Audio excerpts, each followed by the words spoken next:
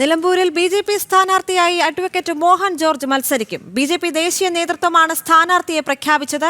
കേരള കോൺഗ്രസ് മുൻ സംസ്ഥാന സെക്രട്ടറിയായ മോഹൻ ജോർജ് പതിറ്റാണ്ടുകളായി നിലമ്പൂരിലെ മലയോള ജനതയ്ക്കായി പ്രവർത്തിക്കുന്ന നേതാവാണ്.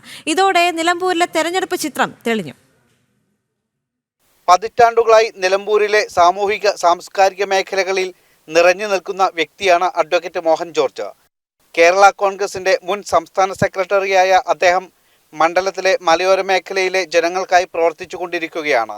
വന്യജീവി ശല്യം രൂക്ഷമായ നിലമ്പൂരിൽ ഈ പ്രശ്നങ്ങൾ പരിഹരിക്കാൻ തദ്ദേശ സ്ഥാപനങ്ങളോ സംസ്ഥാന സർക്കാരോ ഇടപെടുന്നില്ലെന്നും അദ്ദേഹം പറയുന്നു. വികസിത നിലമ്പൂരാണ് നമ്മുടെ ലക്ഷ്യം. ഇത് മലയോര മേഖലയാണ്. ഇവിടെ വന്യമൃഗശല്യങ്ങളുണ്ട്, ഒരുപാട് പ്രശ്നങ്ങളുണ്ട്. ഇവിടെ മനുഷ്യർ വലിയ ബുദ്ധിമുട്ടാണ് ജീവിക്കുന്നത്. അവരുടെ പ്രശ്നങ്ങൾക്ക് പരിഹാരം കാണുക എന്നുള്ളതാണ് നമ്മുടെ ലക്ഷ്യം. ഇവിടുത്തെ കയ്യേറ്റക്കാരാണ് ഇവിടുത്തെ ഇടതുപക്ഷവും വലതുപക്ഷവും കാണുന്നത്. കയ്യേറ്റക്കാരായിട്ടല്ല. ഇവിടെ ഞങ്ങൾ വില കൊടുത്ത് വാങ്ങിയ ഭൂമിയാണ്. ഇവിടുത്തെ അല്ല, കുടിയേറ്റക്കാരാണ്. ഇവിടെ മണ്ണിലധ്വാനം ജീവിക്കുന്ന ആളുകളാണ്. കേരള കോൺഗ്രസിന്റെ ജില്ലാ പ്രസിഡന്റ്, സംസ്ഥാന സെക്രട്ടറി തുടങ്ങിയ ചുമതലകൾ അദ്ദേഹം വഹിച്ചിട്ടുണ്ട്. മാർത്തോമ കൗൺസിൽ അംഗവും Chungathara Marthoma church vice president കൂടിയാണ് അഡ്വക്കേറ്റ് മോഹൻ ജോർജ്.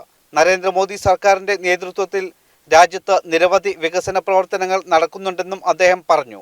എനിക്ക് ബി.ജെ.പിയെ പറ്റി നല്ല ഒരു പ്രതീക്ഷയും കാഴ്ചപ്പാടുമാണ്. മോദിജിയുടെ ഭരണം വളരെ നല്ല ഭരണമാണ്. പ്രത്യേകിച്ച് ന്യൂനപക്ഷങ്ങൾക്കൊന്നും ഒരു ബുദ്ധിമുട്ടും കാര്യങ്ങളൊന്നും ഉണ്ടാക്കിയിട്ടില്ല.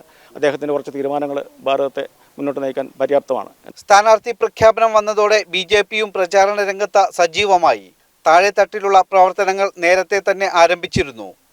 ബി.ജെ.പി. സ്ഥാനാർത്ഥി നാളെ നാമനിർദ്ദേശ പത്രിക സമർപ്പിക്കും. ക്യാമറാമാൻ കൃഷ്ണകുമാറിനൊപ്പം ശിവദാസ് കന്മനം, ജനം, മലപ്പുറം.